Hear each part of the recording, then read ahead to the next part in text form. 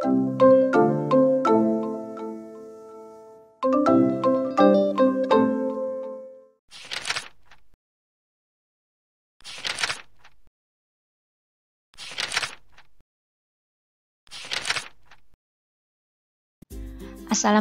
warahmatullahi wabarakatuh. Halo anak-anak kelas 6 semua. Hari ini kita akan mempelajari tema 1, sub tema 1. Sebelum mulai belajar, kita berdoa terlebih dahulu ya. Berdoa dimulai.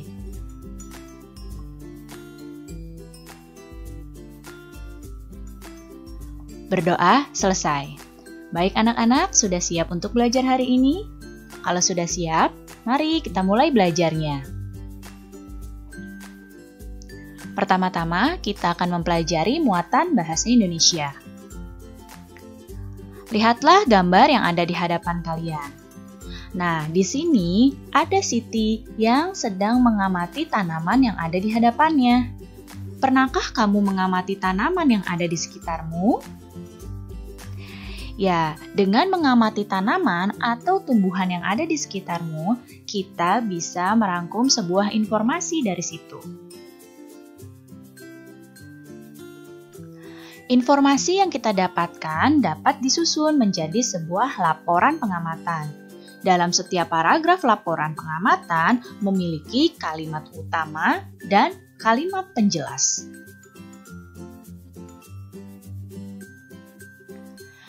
Dalam satu paragraf, kalimat itu terdiri dari kalimat utama dan juga kalimat penjelas. Apa itu kalimat utama? Kalimat utama adalah kalimat yang berisi ide pokok. Dan kalimat penjelas adalah kalimat yang merupakan pengembangan dari kalimat utama dan menjelaskan kalimat utama.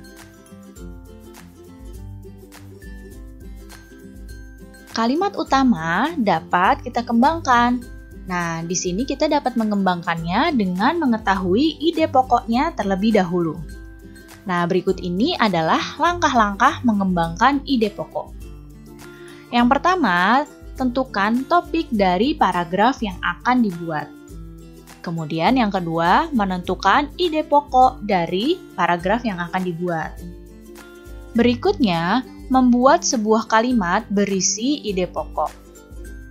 Yang keempat, membuat beberapa kalimat lain yang dapat menjelaskan kalimat pokok. Dan yang terakhir, susunlah kalimat-kalimat tersebut menjadi sebuah paragraf yang padu. Dalam sebuah teks atau bacaan, biasanya akan terdapat informasi penting di dalamnya. Berikut ini adalah cara untuk memperoleh informasi dari sebuah teks. Yang pertama, kita baca terlebih dahulu judul teksnya. Kemudian, barulah setelah itu kita baca secara keseluruhan isi teks tersebut dengan cermat. Kemudian, kita ajukan pertanyaan untuk menggali isi dari teks. Dengan mengajukan pertanyaan ini, kita dapat memperoleh informasi penting dari dalam teks. Pertanyaan-pertanyaan tersebut bisa menggunakan kata tanya siapa, mengapa, bagaimana, berapa, kapan, dan juga di mana.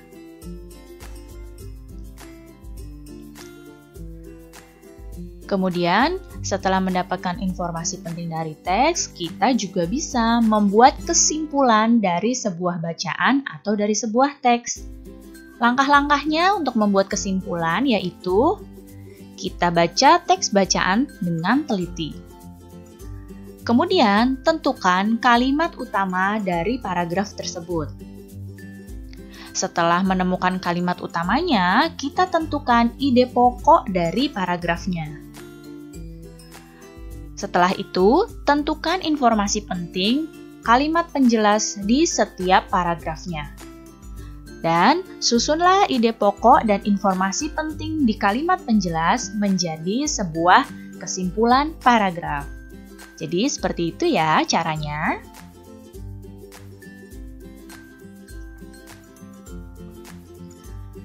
Sekarang lihatlah gambar yang ada di hadapan kalian.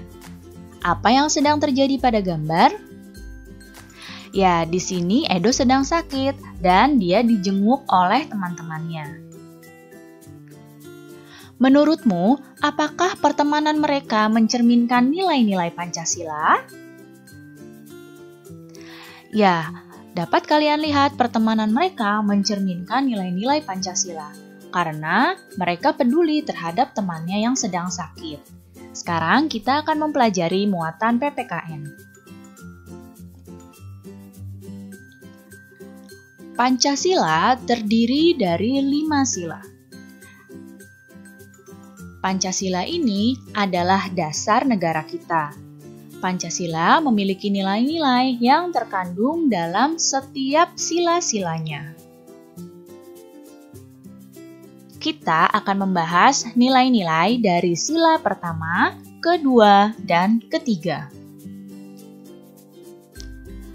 Nilai dalam sila yang pertama yaitu yang pertama adalah takwa terhadap Tuhan Yang Maha Esa, kemudian toleransi kepada agama atau kepercayaan lain, dan juga mewujudkan kerukunan antar umat beragama. Nilai dalam sila yang kedua. Yang pertama adalah persamaan derajat, kemudian menghargai hak asasi manusia, solidaritas antar sesama manusia, dan perdamaian. Kemudian nilai dalam sila ketiga. Yang pertama adalah menjaga persatuan dan kesatuan. Kemudian mengembangkan rasa cinta tanah air dan rela berkorban untuk bangsa. Sekarang kalian amatilah gambar-gambar berikut ini. Pada gambar-gambar ini terdapat perwujudan dari nilai-nilai Pancasila. Nah, menurut kamu, gambar mana sajakah yang menunjukkan penerapan nilai sila ke-1, sila kedua, dan sila ketiga?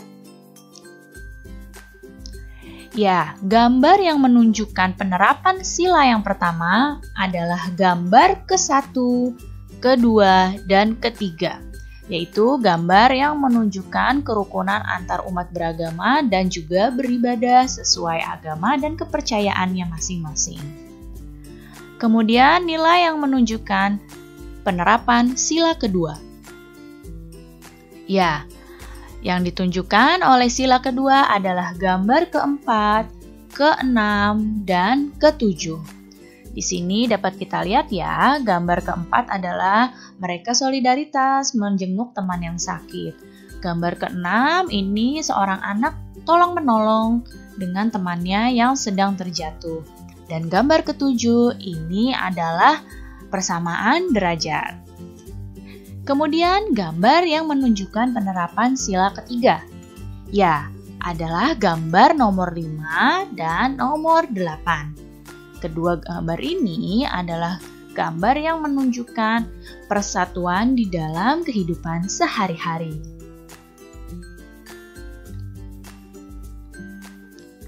Sekarang kalian perhatikan gambar berikut ini. Ya, ini adalah gambar lingkungan. Nah, dapat kalian lihat di sini ada tumbuhan dan juga ada hewan serta ada manusia. Nah, tumbuhan itu dimanfaatkan oleh manusia dan hewan sebagai bahan makanan. Sekarang kita akan mempelajari muatan IPA. Apakah kamu tahu salah satu tumbuhan yang digunakan untuk bahan makanan? Salah satunya adalah jagung.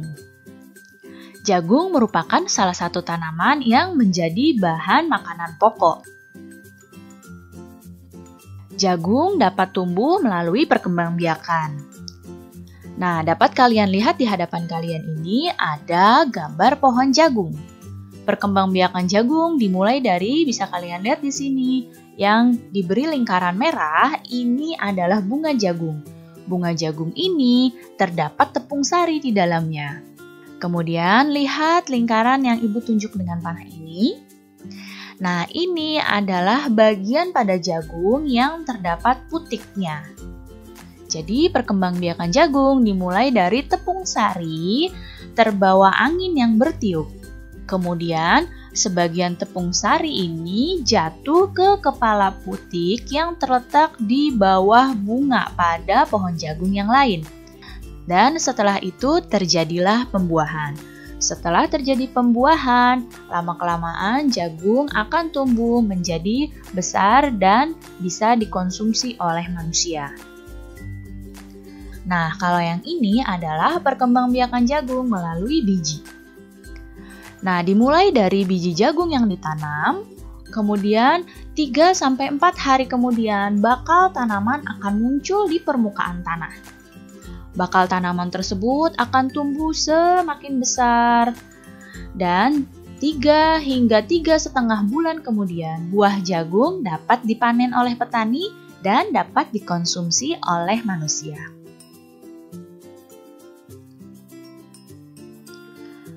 Perkembangbiakan tumbuhan sendiri terbagi menjadi 2 jenis. Yang pertama adalah perkembangbiakan secara generatif.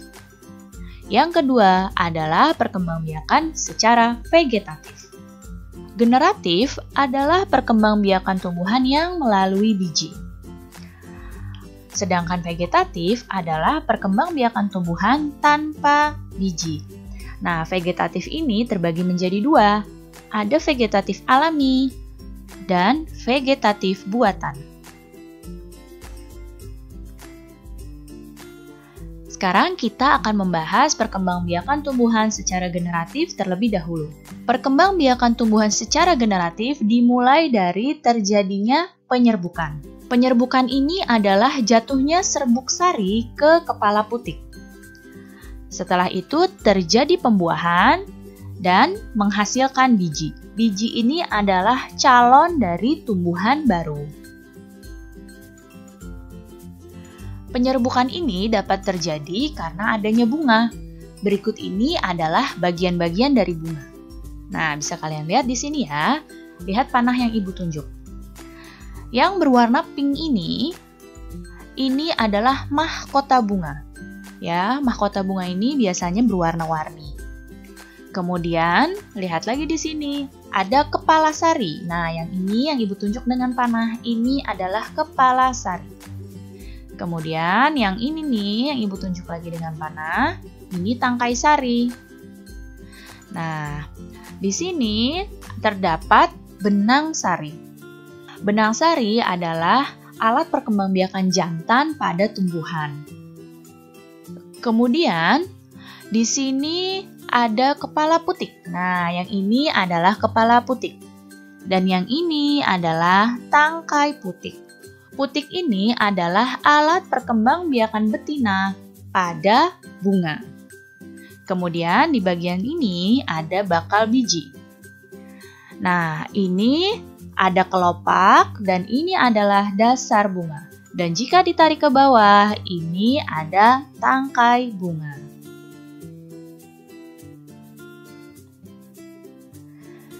Sekarang kita akan mempelajari jenis-jenis penyerbukan. Penyerbukan ini amat penting akan terjadinya perkembangbiakan secara generatif.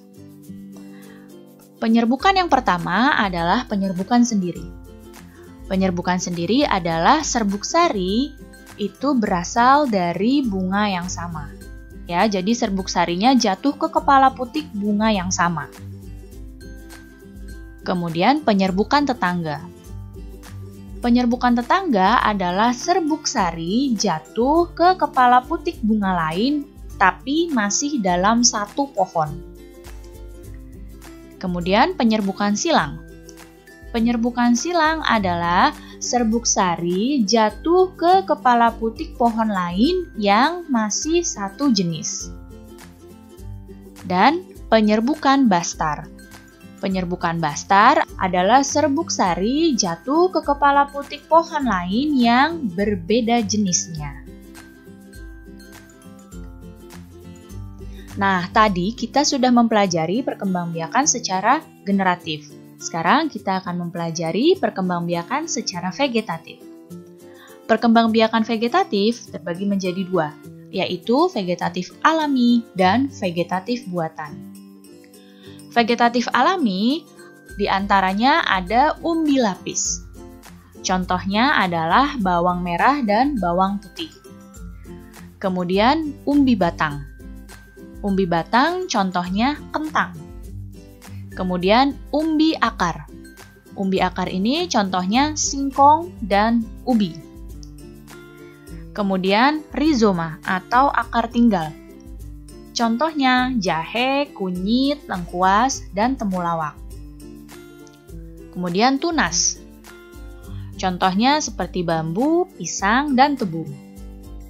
Dan geragih atau stolon. Contohnya rumput liar dan stroberi. Kemudian vegetatif buatan. Di antaranya adalah stek, contohnya tebu, singkong, dan mawar. Kemudian cangkok, contohnya mangga, jambu. Kemudian ada mengenten atau menyambung. Contohnya bunga sepatu, durian.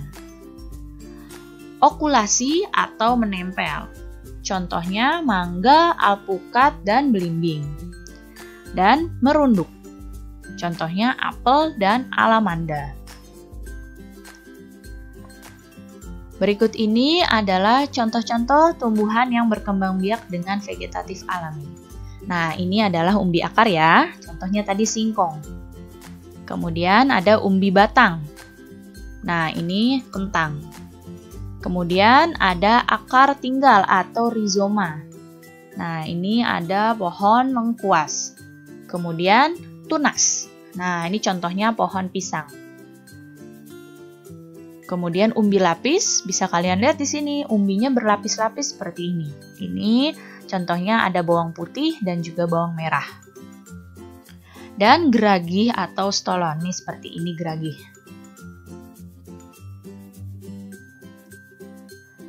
Berikutnya ada contoh vegetatif buatan. Ada mencangkok. Nah, ini adalah tata cara untuk mencangkok. Nah, mencangkok ini bisa dilakukan pada tumbuhan yang berkayu. Jadi ditandai dulu seperti ini, kemudian dikupas kulit kayunya sampai terlihat bagian dalamnya, kemudian dibungkus tanah, diikat seperti ini sampai tumbuh akarnya. Jika sudah tumbuh banyak akarnya, bisa ditanam. Kemudian stek. Nah, ini adalah contoh stek. Contoh stek adalah pohon singkong. Nah, bisa kalian lihat di sini. Ini pohon singkongnya dipotong secara miring seperti ini, kemudian ditancapkan di tanah, nanti singkongnya akan tumbuh. Kemudian merunduk. Nah, seperti ini, pohonnya dirundukkan ke dalam tanah, nanti akan muncul akar di dalam tanah dan tumbuh tumbuhan baru. Kemudian mengenten atau menyambung. Nah, seperti ini caranya, pohonnya dibuka dulu kulitnya seperti ini, disambungkan dan diikat dengan kencang. Kemudian menempel atau okulasi. Ini mata tunas dari pohon ini kita kupas, kemudian ditempel dengan mata tunas pohon yang akan kita jadikan okulasinya. Nanti akan tumbuh dan besar.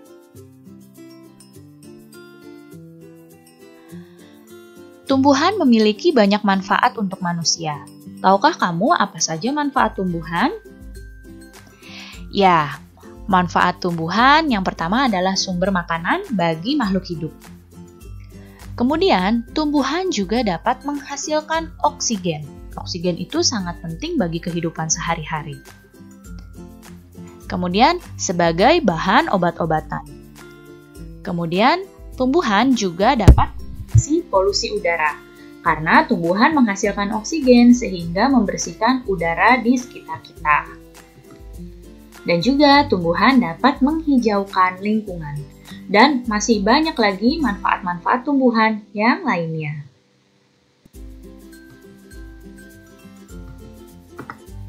Tahukah kamu, batang pohon dapat dimanfaatkan sebagai bahan untuk pembuatan patung?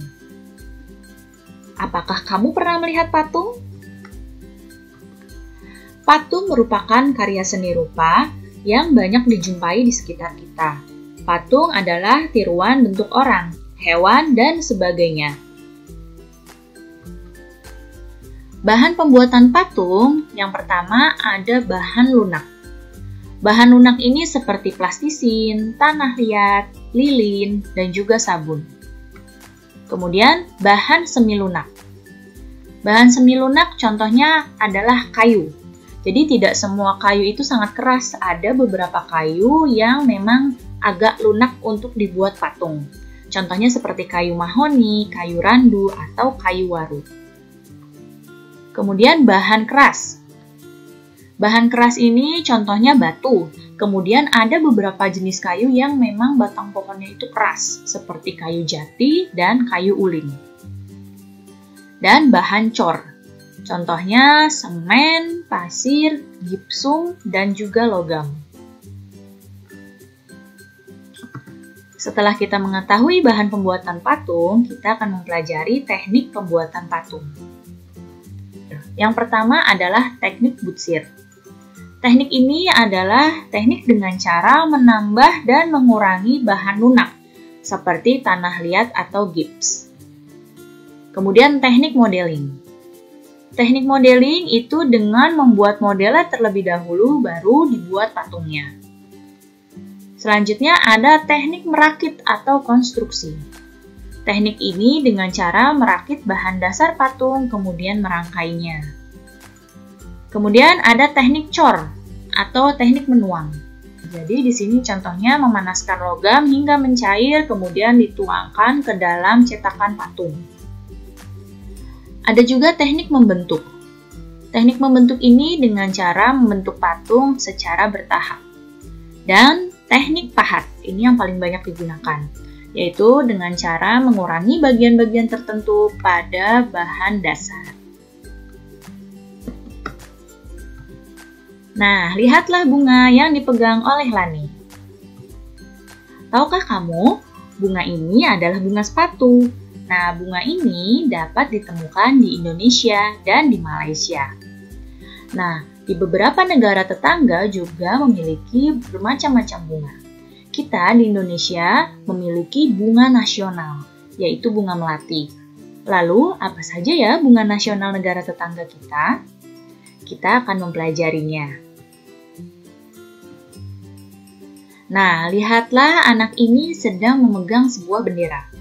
Tahukah kamu bendera apa ini? Ya, ini adalah bendera ASEAN.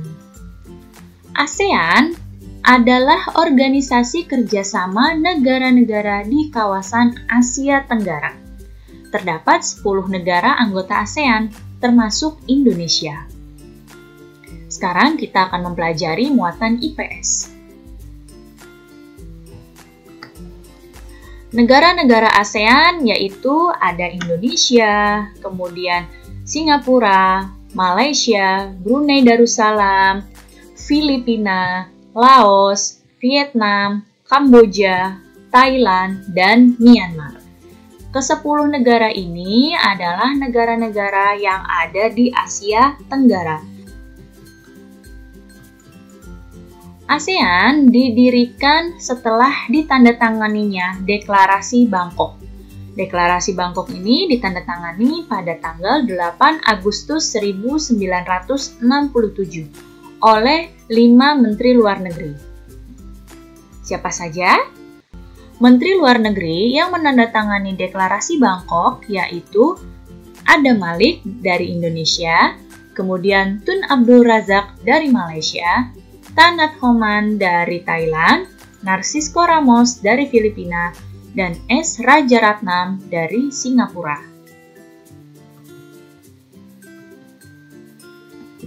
Sekarang kita akan mempelajari kondisi sosial dan budaya di negara-negara anggota ASEAN. Yang pertama, kondisi sosial dan budaya di Malaysia. Malaysia adalah negara industri maju dan memiliki Menara Petronas sebagai lambang negara. Malaysia juga penghasil timah terbesar. Dan Malaysia penduduknya mayoritas adalah suku Melayu. Bunga nasionalnya adalah bunga raya. Kemudian Singapura. Singapura mayoritas penduduknya adalah keturunan Tiongkok. Kemudian kegiatan ekonomi utama penduduknya itu di bidang industri. Dan Singapura juga memiliki pelabuhan teramai di Asia Tenggara. Bunga nasional Singapura adalah anggrek vanda. Kemudian Brunei Darussalam. Mayoritas penduduk Brunei Darussalam adalah orang Melayu. Ekonominya tergantung dari minyak bumi dan gas alam. Dan sebagian besar penduduk Brunei tinggal di perkotaan, terutama di ibu kotanya yaitu Bandar Seri Begawan. Bunga nasional Brunei adalah bunga simpor. Kemudian Thailand. Thailand merupakan negara pengekspor beras terbesar di dunia. Thailand juga memiliki industri pariwisata yang maju. Dan mayoritas penduduk Thailand adalah bangsa Thai. Bunga nasionalnya dari Thailand adalah bunga Ratchaprut. Kemudian Filipina. Filipina adalah negara yang penduduknya terdiri dari orang Melayu dan Mestizo. Kemudian Filipina juga memiliki banyak objek wisata alam. Dan mayoritas penduduknya bekerja sebagai petani. Bunga nasional Filipina adalah bunga Sampaguita. Kemudian Myanmar. Myanmar penduduk aslinya adalah suku Mongoloid. Mayoritas penduduk dari Myanmar bekerja di pertanian. Dan Myanmar juga merupakan pusat penyebaran agama Buddha. Bunga nasional dari Myanmar adalah bunga padauk. Kemudian Vietnam. Vietnam adalah negara yang mayoritas penduduknya suku Khmer. Kemudian Myanmar merupakan produsen kacang cashew terbesar di dunia. Dan juga mayoritas penduduknya adalah bertani. Bunga nasional Vietnam adalah bunga lotus. Kemudian Kamboja. Kamboja mayoritas penduduknya adalah suku Khmer. Kemudian Kamboja juga memiliki hasil perikanan yang melimpah. Dan selain itu mayoritas penduduknya bekerja sebagai petani. Bunga nasional Kamboja adalah bunga rundul. Dan yang kesembilan adalah Laos. Suku asli Laos adalah suku Lao. Mata pencarian utama penduduknya adalah dengan menanam kopi. Dan di Laos ini, timah menjadi barang tambang utama. Bunga nasional Laos adalah Dok Champa. Baik anak-anak, cukup sekian ya penjelasan Ibu kali ini. Mudah-mudahan kalian paham dan mengerti. Terima kasih anak-anak semua, sampai jumpa lagi. Wassalamualaikum warahmatullahi wabarakatuh.